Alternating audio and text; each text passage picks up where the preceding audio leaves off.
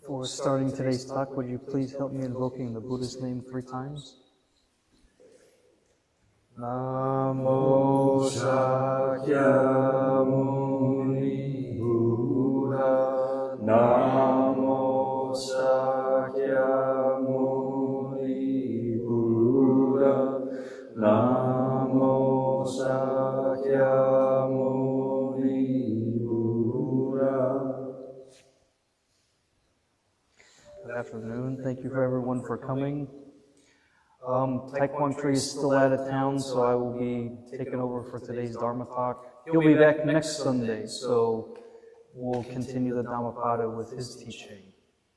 But in the meantime, I will give the next verse. So we're still looking at chapter 6, which is the wise, and today we'll go over verse 80. So this verse goes, "Horse makers lead water, fletchers straighten arrows, carpenters straighten wood, the wise master themselves." And this is a very simple verse, so I'll go over that again. Horse makers lead water, fletchers straighten arrows, carpenters straighten wood, the wise master themselves. So as all the other times before, I'll go over the story behind this verse and then go over my commentary of the story and over the verse itself. So I'll try to, today's story is kind of long, so I'll do what I can to condense it as much as I can so we're not here until the sun goes down. So the story is kind of 2 parts. The story in the present goes over a monk named Pandita, but a lot of his actions in his present life happened in a past life. So I'll go over that story first.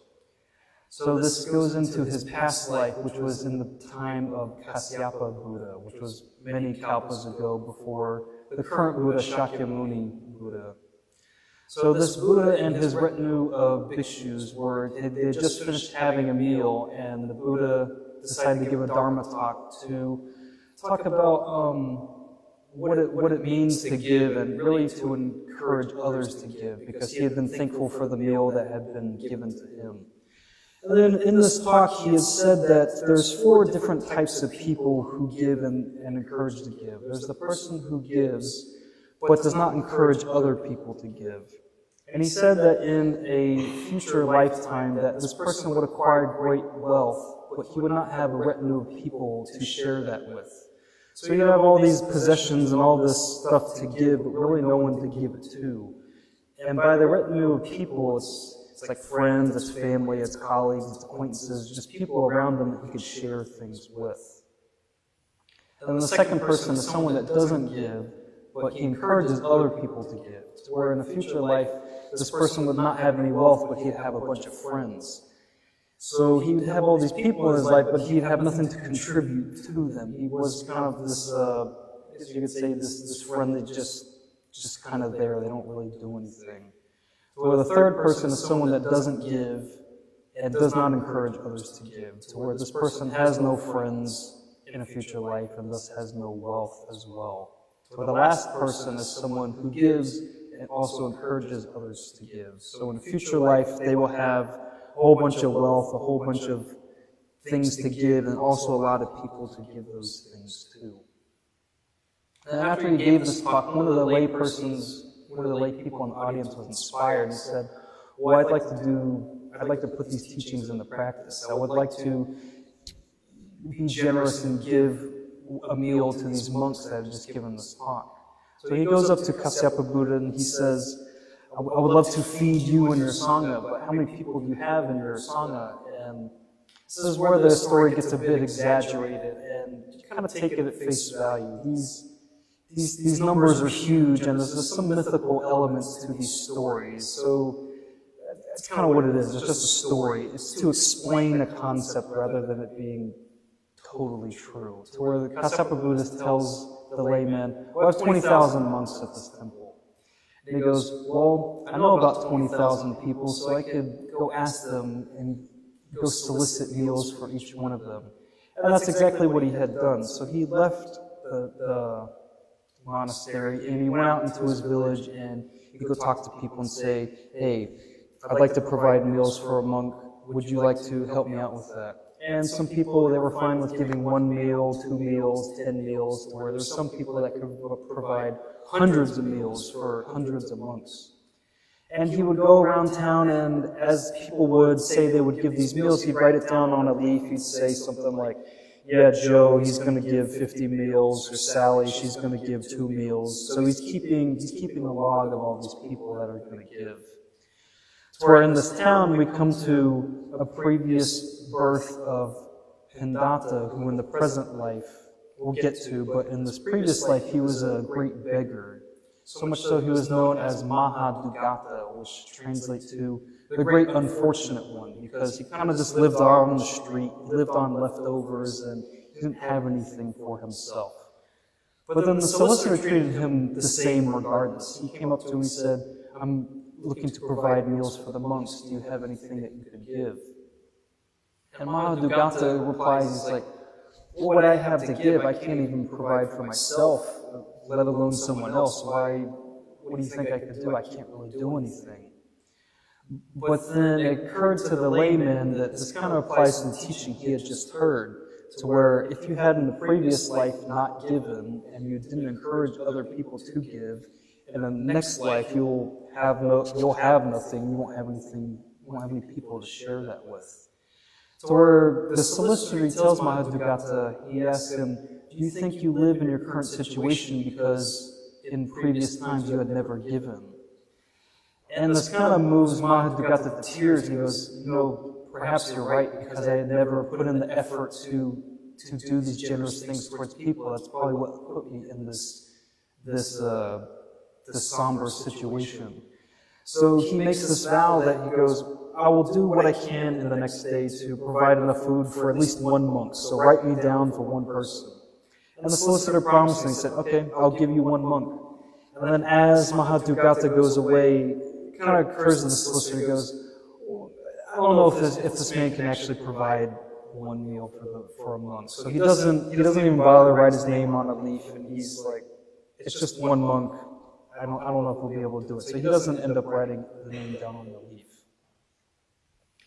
But then overcome with this opportunity to give, Mahadugata gets back to his hut, and he tells his wife, I've signed this up to feed at least 1 monk.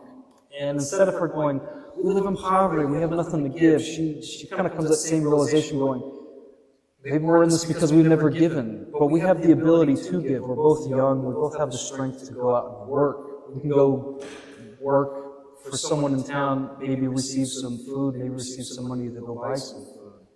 So they both made the choice to go out and go work around in the town. For Mahadugata, he found some work he found a woodcutter in town. He asked them, I'd like to provide some work if you would give me some rice in exchange. And the woodcutter said, yeah, I have all the supplies here, go ahead and get to work. And with such vigor that Mahadugata worked with, he really impressed this woodcutter. And he came up to him and goes, I haven't seen anyone work like this in years. What fills you with all this energy? For Mahadugata, he tells him, I've been provided with an opportunity to give. This is something I've never done before, and I'm excited to do this work for someone else. So where this inspires the woodcutter too, he's like, man, he's not here to just work for himself, he's here working for other people. So where when Mahadugata gets done with the work, the woodcutter pays him for his work, but he also double pays him for his good intentions to help other people. So instead of getting like 3 bushels of rice, he gets 6. So he gets that double payment. And the same thing with his wife happened too. When she went to go look out for work, she ended up finding some work cleaning and sifting through rice for a kitchen. And she was there doing the same thing. She was working with such vigor, saying that it looked like she was dancing as she was sifting all this rice around, just having this good time working. To where the lead cook of the kitchen was going, I haven't seen anyone work like this. What fills you with all this energy? And she says the same thing. I've been given an opportunity to give, and this brings me such joy to do this.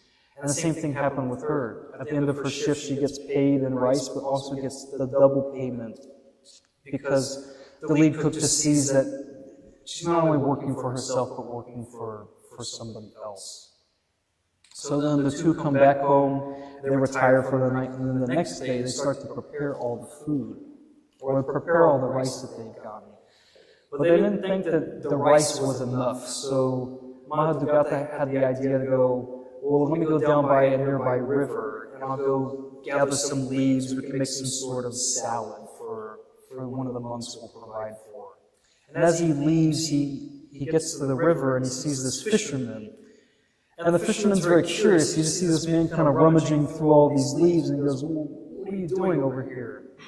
And he tells him, well, I've been given this opportunity to give, and it's not a whole lot, but I'm thinking it's the thought that counts to get all this food. And the fisherman, he can see that the goodwill of this man. So he provides him with another opportunity for work. He says, I have all these fish here. If you want to string them up and then help me sell them at the market, I'll pay you for each thing of strung up fish that we sell. And Mahadugata goes along to the market with this man, and they end up selling all the fish. And he says, well, I was going to provide you with some fish for helping me out, but it seems I don't have any left over. But I did keep some for myself, and you can have this. You probably need this more than I do. So Mahadugata, he thanks the man, he gets the fish, he gets the money from all the fish that he ended up selling. And before he leaves the market, he goes and buys a bunch of seasoning and curries for the rice and the fish that he's going to provide for this month. So now all this time, he's generating all this good merit. He's going about this with such generosity that it alerts someone of great power. And if you've attended any of the sutra study classes, you'll know about Chakra, the chief among gods, to where he has a throne up in the 33rd heaven and kind of looks down upon the world and sort of like surveils it. But then when someone on earth is performing such good deeds, his throne seems to like warm up. So he had this warming feeling in his throne. He's like, someone on earth is doing such good, let me go investigate. And he noticed Mahadugata and the goodwill he's putting in to feed these monks. And if you paid attention to the sutra study classes, it kind of depends on the situation, but Chakra could tell that he's doing this out of the goodness of his heart. This isn't a selfish thing that Mahadugata is doing, but like a true act of generosity. So Chakra, he goes down into the human realm but disguises himself. He comes to the house of Mahadugata and he knocks on the door. He says, I'm just a poor beggar like you. Do you have any work that I could do for you?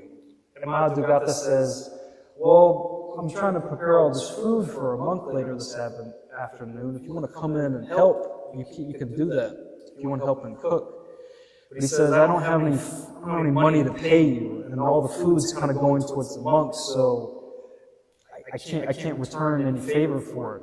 But then Chakra in disguise, he says, no, the merit of me just helping you out, that's all that I really need. So then he welcomes in the disguised Chakra, and they all go together cooking all this food.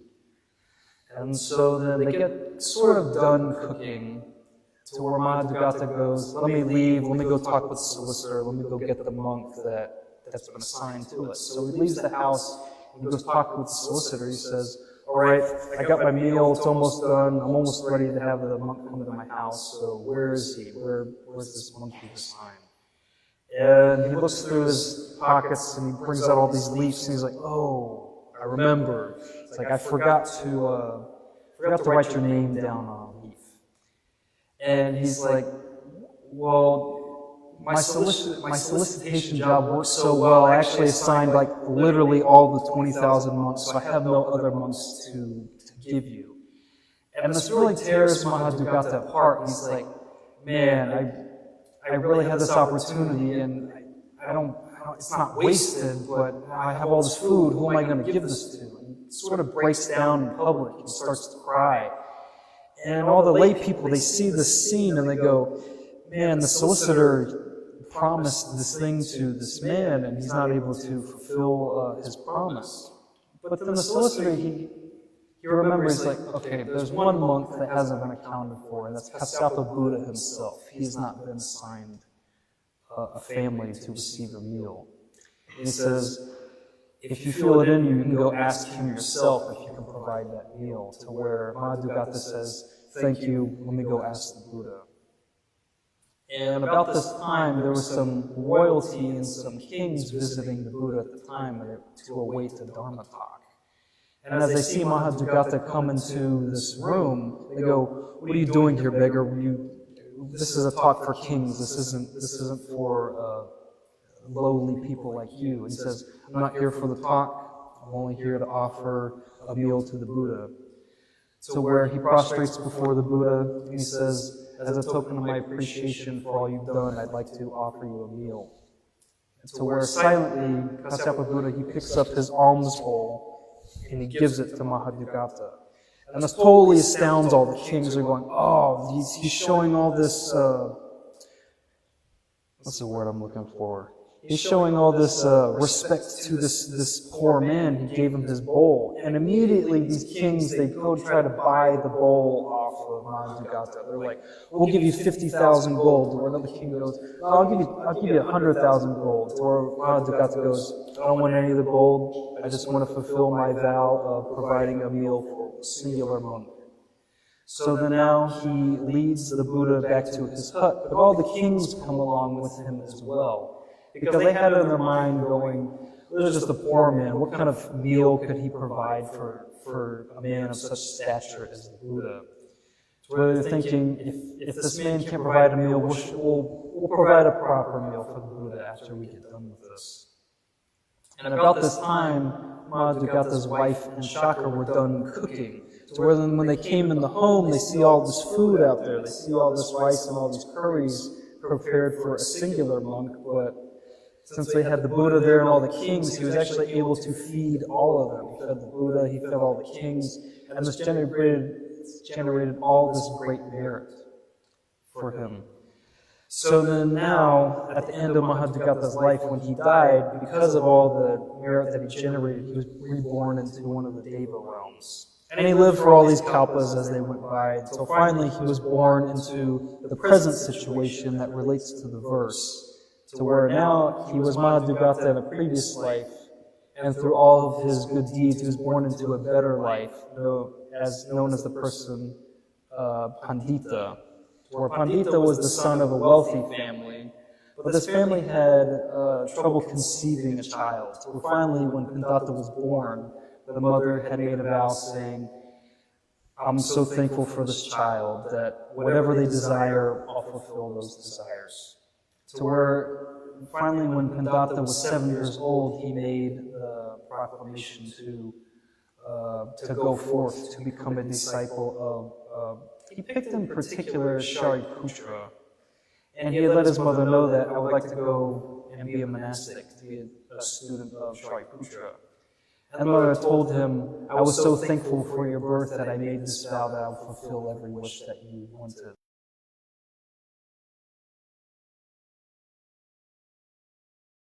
He left home and he was ordained. And then by the 8th day of his monastic life, he finally was allowed to go out on an alms world with Shariputra. And he mostly went with Shariputra because he wasn't familiar with how to interact with lay people in his new monastic role.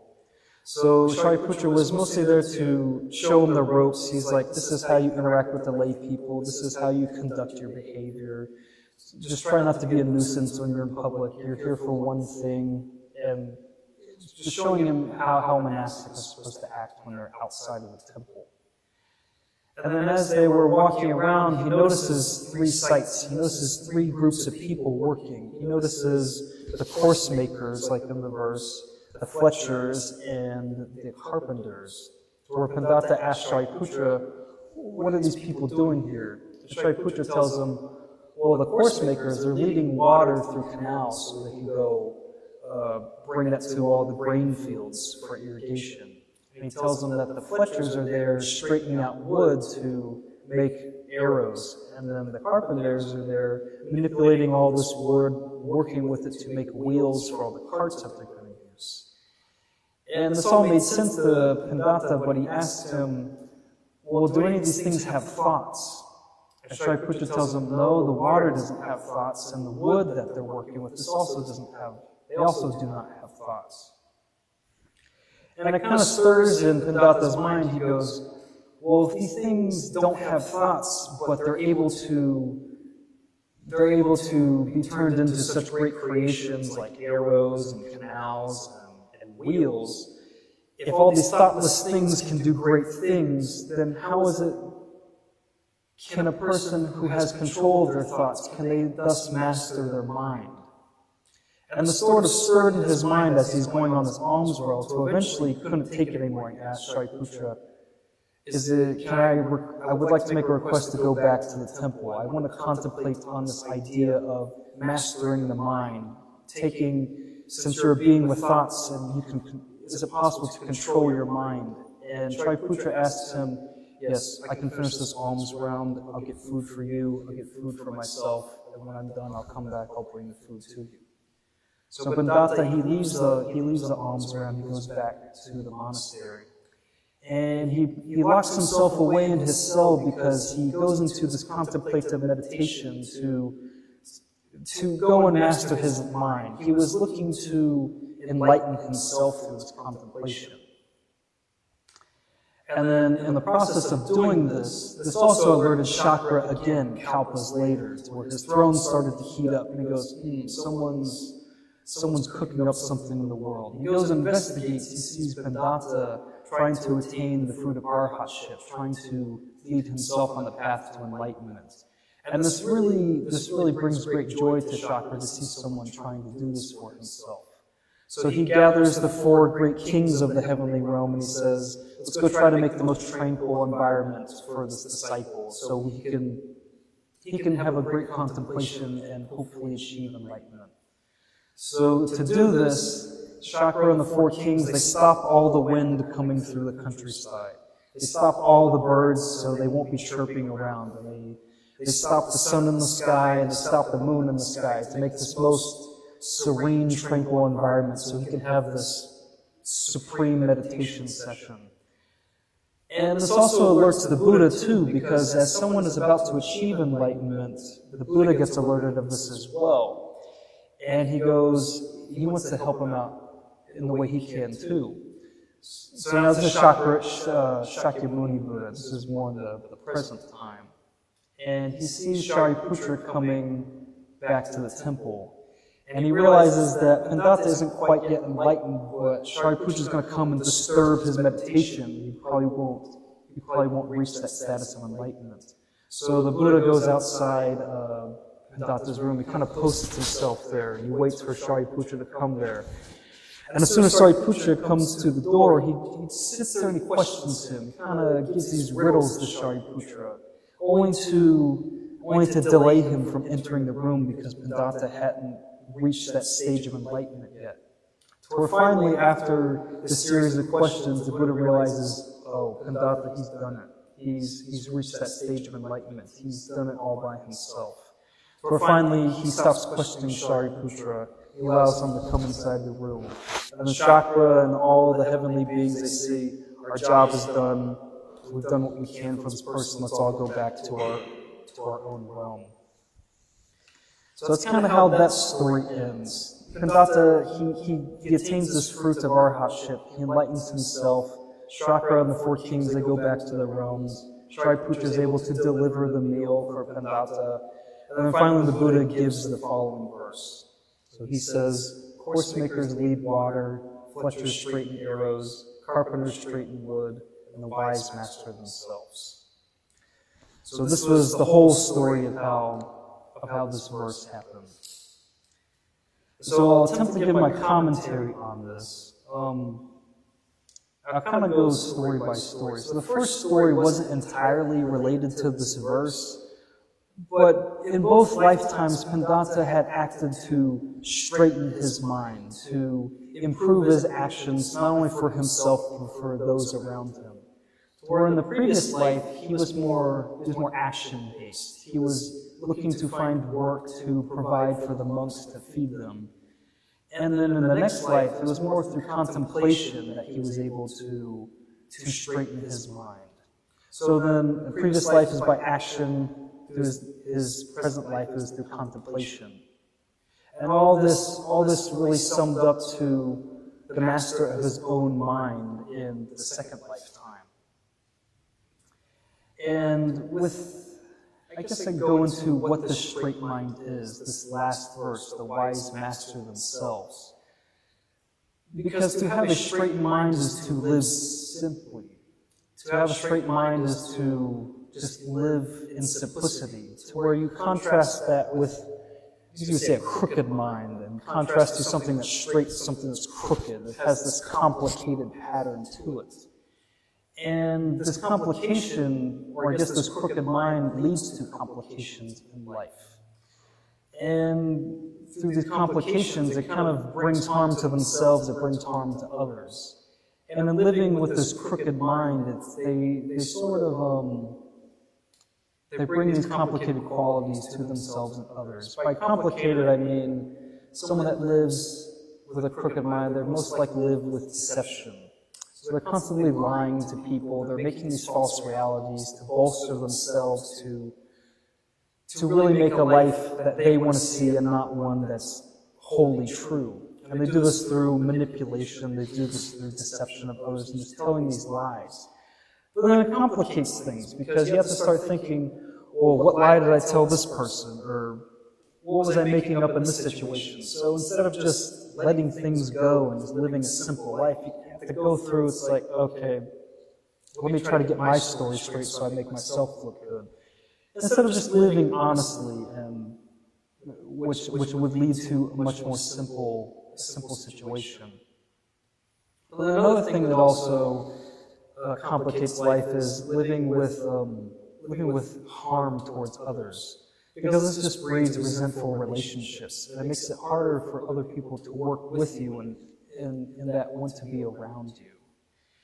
And then the need for addiction and just the need for things in general, this also complicates life, because it surrounds you with all these addictive qualities, all these desires, this want for things to happen. And then when those addictions aren't satisfied, it kind of leads the person to live in a restless mindset. They're always looking for more, more, and more. And then in order to fulfill these addictions, it would most likely lead the person to create these unwholesome situations, to create these unwholesome deeds for themselves and others, and through all this it just brings a lot of harm.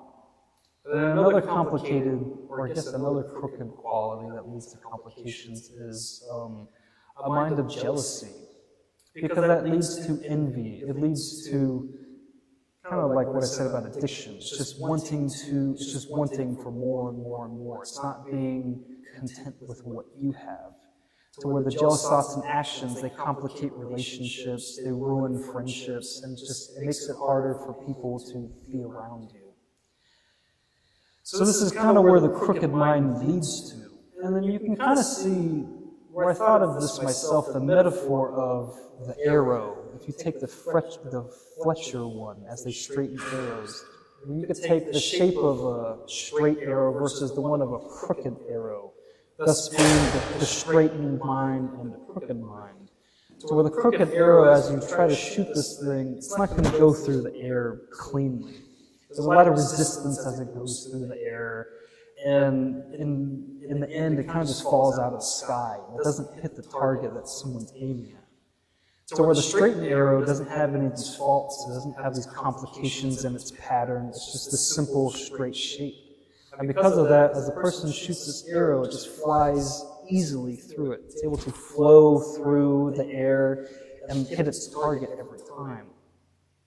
And that's kind of where, I guess, the commentary I'm trying to convey leads to. It's this flowing through life. As you live this more simple life, you're able to flow from situation to situation with ease.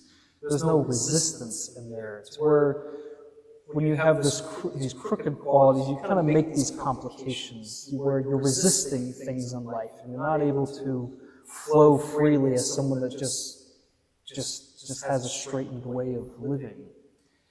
And then the straightening can come from the examples we've seen in the stories. As you start to perform these good deeds and develop these good qualities, it sort of naturally straightens the way you start to look at the world and simplifies the way that you look at the world.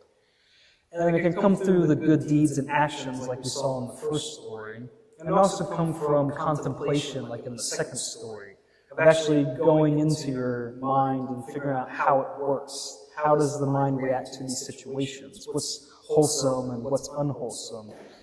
And it's to master the mind. So you have the action part, you have the contemplation part. And then for a more rigid structure, you can look to the Eightfold Path. Because really what the Eightfold Path is trying to do is provide teachings for you. Every fold of the Eightfold Path is a tool for you to use. And these tools are made to simplify your life. It's meant to help you flow through life more easily. And real quick before I end the commentary, I'll go over each one of those folds. I'll just quickly say what they are. So the first fold in the Eightfold Path is right view. And by right view, this is not being so rigid in the way that you see things. It's not seeing things as just black and white. It's seeing all the in-between states of that. And in seeing that, you come to the conclusions of that you stop holding on to permanent things. You start to see things in a state of transitoriness, where things aren't as permanent as they seem, to where everything itself is impermanent. So you don't hold on to one view, you don't hold on to one way of seeing. You kind of flow through things more easily. So that was the first one. The second one is right intention.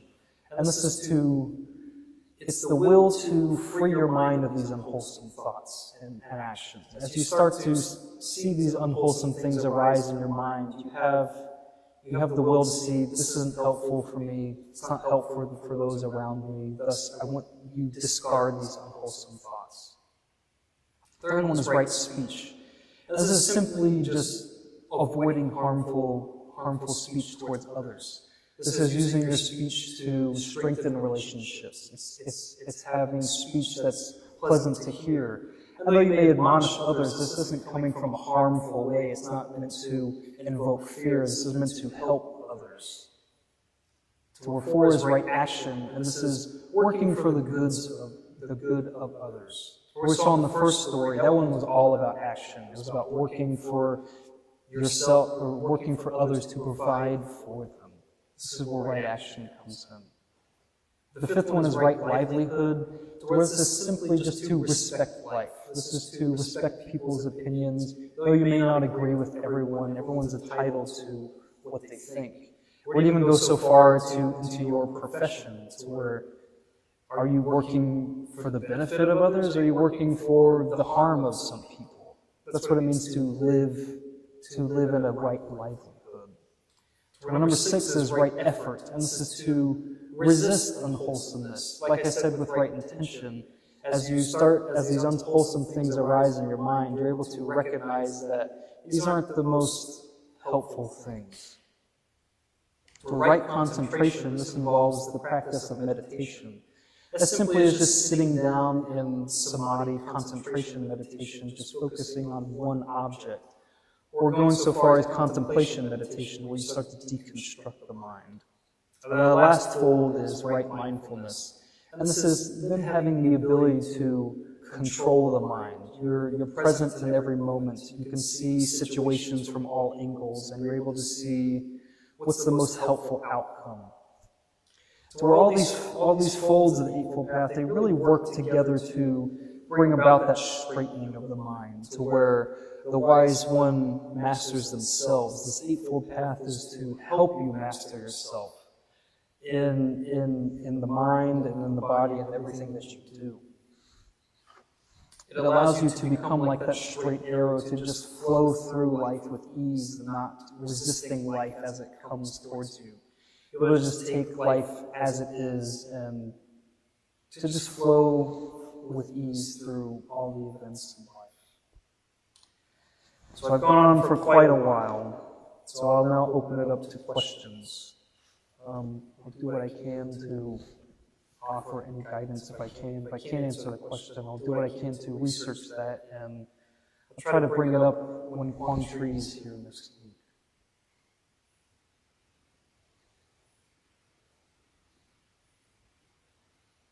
Yeah, I know I gave you a lot of information kind of quickly. I've got more of a comment. As you were talking about the Eightfold Path and talking about right speech, of course, at first I thought, okay, that's being aware of my speech toward others, right? But then as I thought about it more, it's like, gosh, what about all the voices in my own head? How do I speak to myself? And that really kind of made me think about that, because if I'm using a tone of voice or something with another person that's not right or not helpful, what am I doing when my voice in my own head says something negative about myself, right? Mm-hmm. So there's that internal conversation as well. Yeah, it's kind of interesting because I've came across that myself, like trying to be kind to yourself, looking for helpful ways to help yourself instead of just like, oh, you're just this worthless person. What are you thinking? That's definitely coming from. I would say it also goes into right view as well. Like how are you choosing to talk to yourself, and ultimately is that helping you in what you're doing? Right. All that internal dialogue.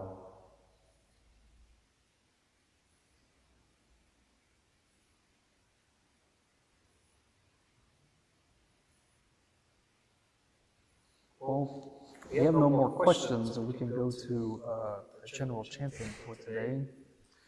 And then help me invoking the Buddha's name 3 times as we end this Dhamma talk. Namo Sakyamuni Buddha.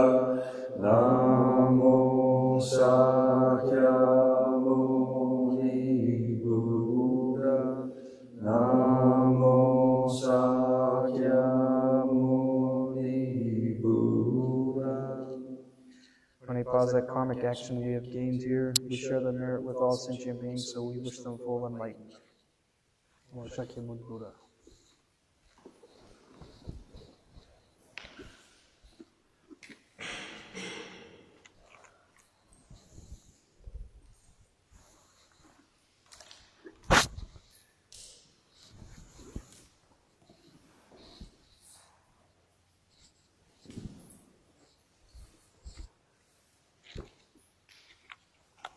We will begin on page 7.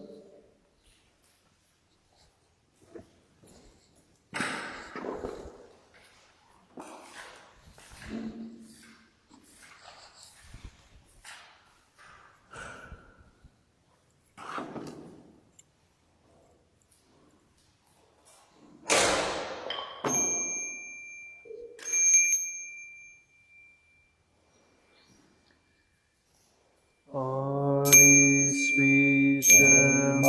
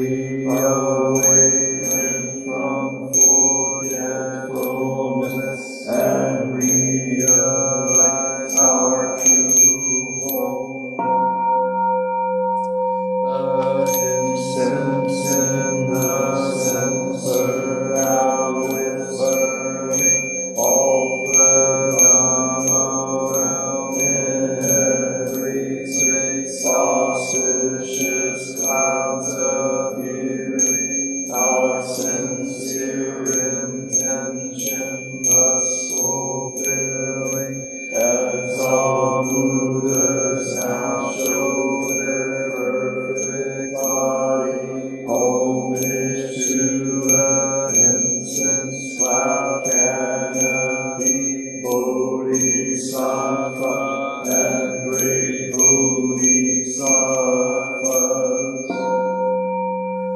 Homage to the eternally abiding Buddhas, the supreme Dharma, and sagely Sangha throughout the Dhamma realm and the realm of empty space and 3 periods of time.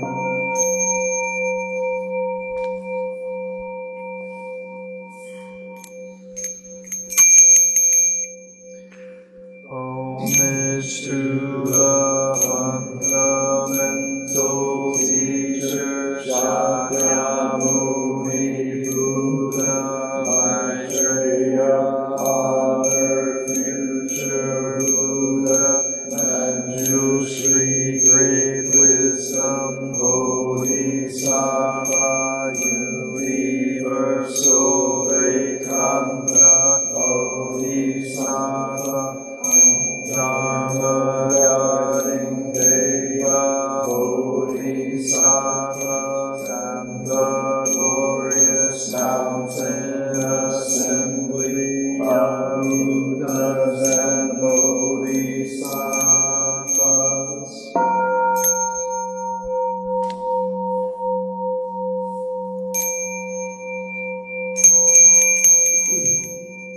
Homage to Amitabha Buddha in the land of ultimate bliss, Avalokiteshvara, great compassion Bodhisattva, great strength Bodhisattva, restored great vow Bodhisattva, and the assembly of great pure sea-like Bodhisattvas.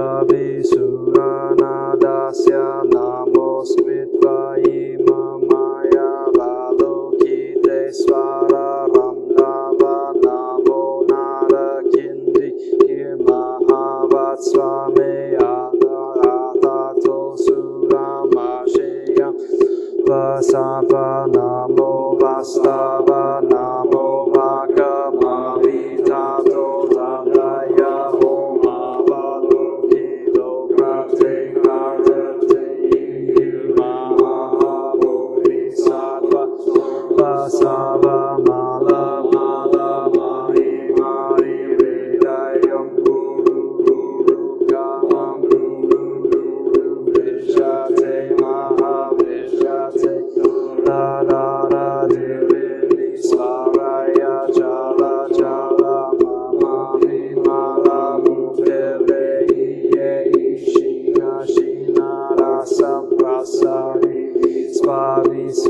Asaya Hulu Hulu Mana Hulu Hulu Visara Sara Siri Siri Suru Bodhiya Bodhiya Bodhaya Bodhaya Maitreya Nara Kindi Trishna Bhagayamana Swaha Siddhaya Swaha Maha Siddhaya Swaha Siddhayogi Swaha Nara Kindi Swaha Mara Nara Swaha Siddha Simha Bhugaya Swaha Sava Maha Siddhaya Swaha Chakra Siddhaya Swaha Padma Kastaya Swaha Nara Kindi Bhagalaya Swaha Maravi Sankairaya Swaha Namo Ratnachayaya Aya Balokite Swaraya Sama Om Senyantu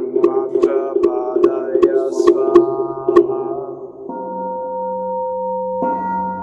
The Dhamma body is bringing morning light and concentration. My heart is at peace, a half smile is born on my lips. This is a new day and I vow to go through it in mindfulness. Love, wisdom has risen, shining in every direction. Noble Sangha.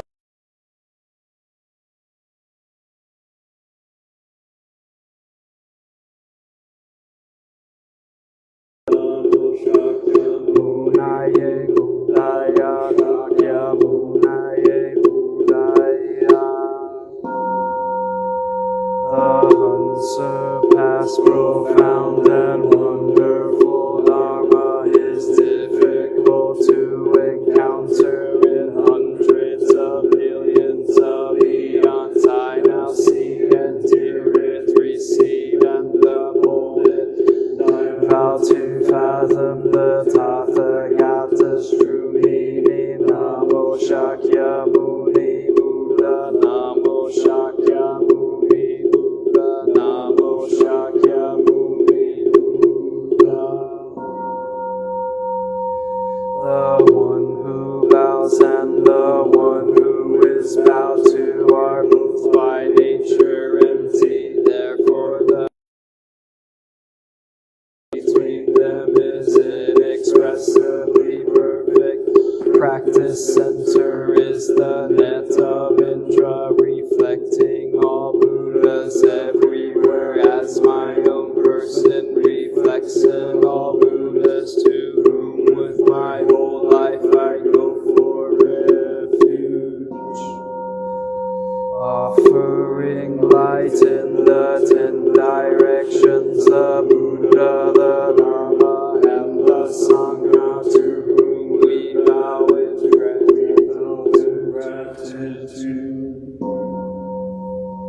Teaching and living the way of awareness in the very midst of suffering and confusion. Shakyamuni Buddha, the awakened one, to whom we bow in gratitude. Cutting through ignorance, awakening our hearts and our minds. Manjushri, the Bodhisattva of great understanding, whom we bow in gratitude. Working mindfully, working joyfully for the sake of all beings. Samanta Bhadra, the Bodhisattva of great action, to whom we bow in gratitude. Responding to suffering, serving beings in countless ways. Avalokiteshvara, the Bodhisattva of great compassion, to whom we bow in gratitude. Seed of awakening and loving kindness in children, sprouts and all beings. Maitreya,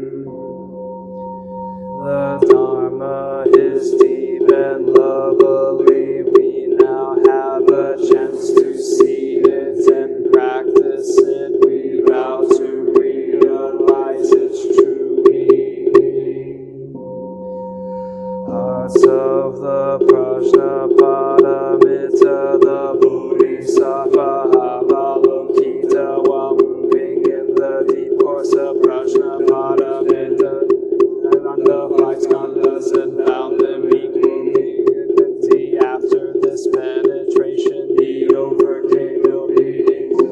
Shariputra, form is emptiness, emptiness is form is not other than emptiness, emptiness is not other than form. The same is true with feelings, perceptions, mental formations, and consciousness. Listen, Shariputra, all dharmas are marked with emptiness. They are neither produced nor destroyed, neither defiled nor immaculate, neither increasing nor decreasing. Therefore, in emptiness there is neither form nor feelings, nor perceptions, nor mental formations, nor consciousness, nor ear or nose or tongue, nor body or mind, no form, no sound, no smell, no taste, no touch, no object of mind, no realms of elements, no interdependent origins, and no extinction of them.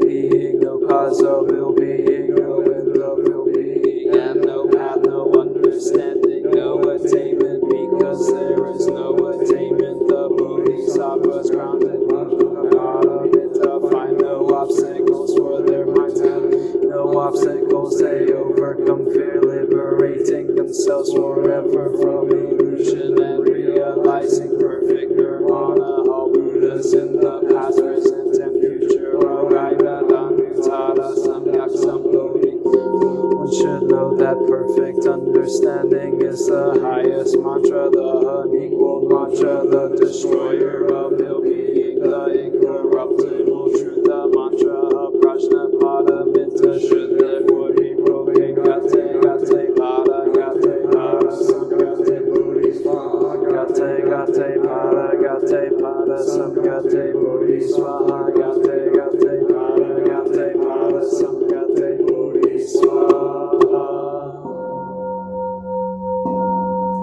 We invoke your name, Avalokiteshvara. We aspire to learn your way of listening in order to help relieve the suffering in the world. You know how to listen in order to understand. We invoke your name in order to practice listening with all our attention and open-heartedness. We will sit and listen without any prejudice. We will sit and listen without judging or reacting. We will sit and listen in order to understand. We will sit and listen so attentively that we will be able to hear what the other person is saying, and also what is being left unsaid. We know that just by listening deeply, we already alleviate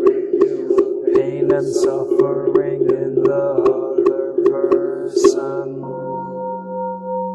We invoke your name, Manjushri. We aspire to learn your way, which is to be still and to look deeply into the hearts of all things.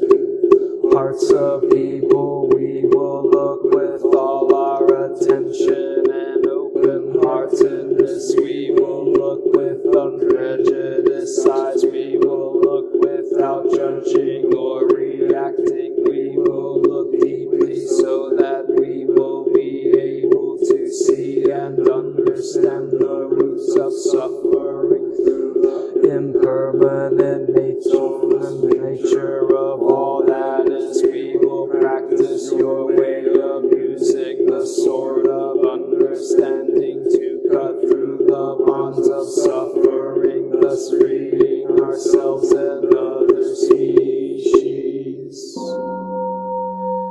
We invoke your name, Samanta Vajra. We aspire to practice your vow to act with the eyes and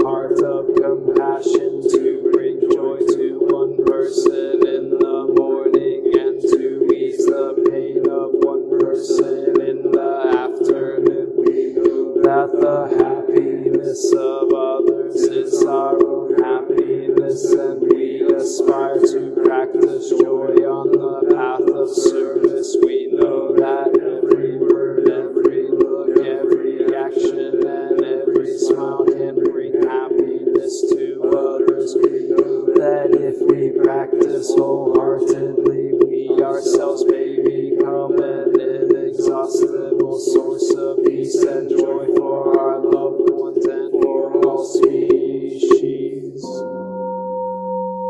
We invoke your name, Chitigara. We aspire to learn your way of being present where there is darkness, suffering, oppression, and despair, so we can bring light, hope, relief, and liberation to those places. We are determined not to forget about or abandon those in desperate situations. We will do our best to establish contact with those who cannot find a way out of their suffering. Cries for help, justice, equality, and human rights are not being heard. We know that hell can be found in many places on earth. We will do our best not to contribute to creating more hells on earth and to help transform the hells that already exist. We will practice in order to realize the qualities of perseverance and stability, so that like the earth we can always be supportive and faithful to those in need.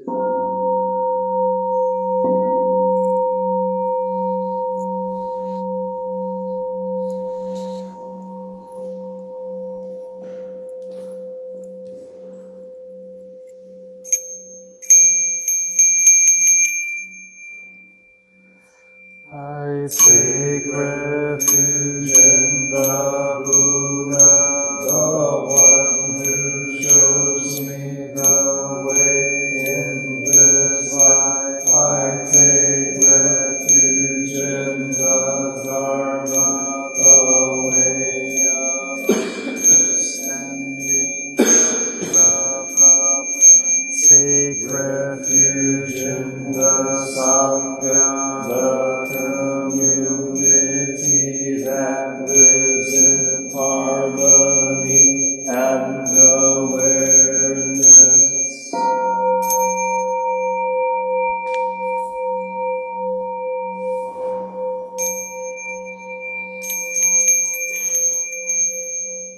Dwelling in the refuge of Buddha, I clearly see the path of light and beauty in the world. Dwelling in the refuge of Dharma, I learn to open many doors on the path of transformation. Dwelling in the refuge of Sangha, shining light that supports me, keeping my practice free of obstruction.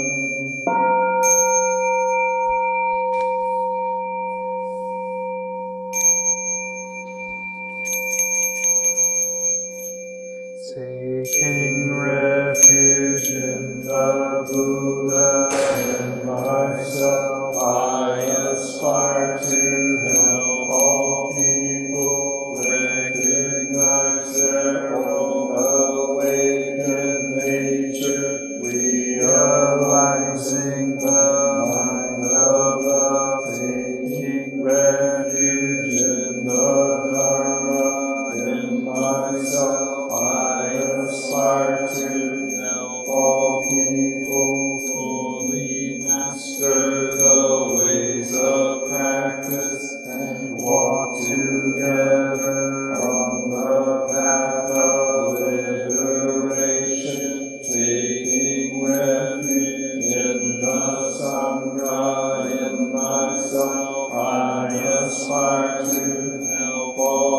people, build fourfold communities to embrace all beings and support their transformation.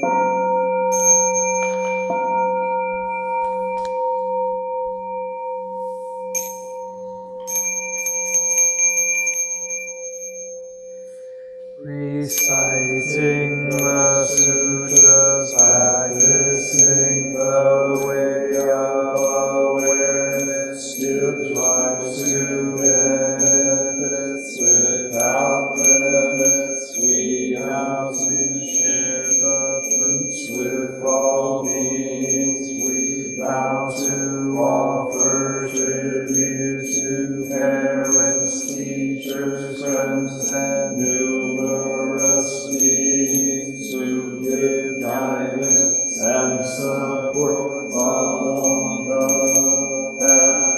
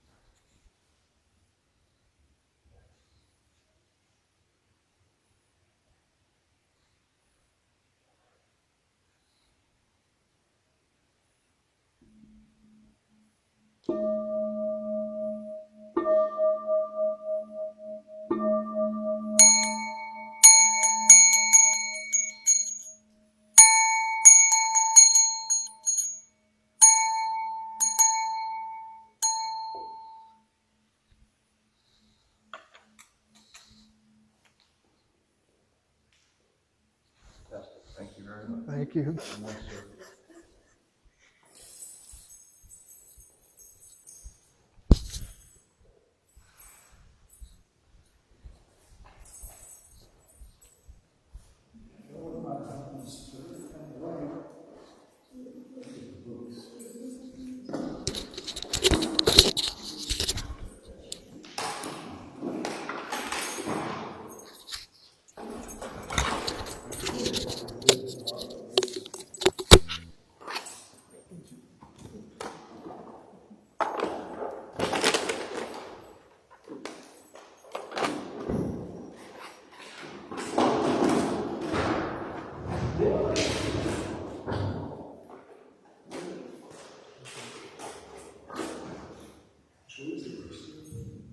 It's in the dorms in the back. If you go out the back door, you put it up. It's not on the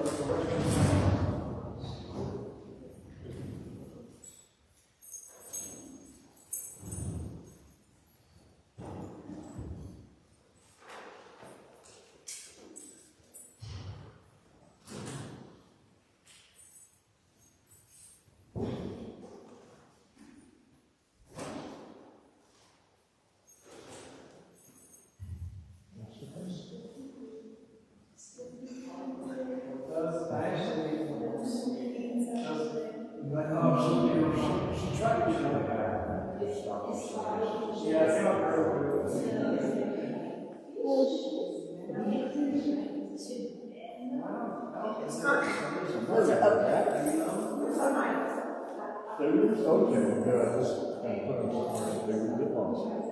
Thank you so much. All right, I'll see you next time. Take care. Have a great week.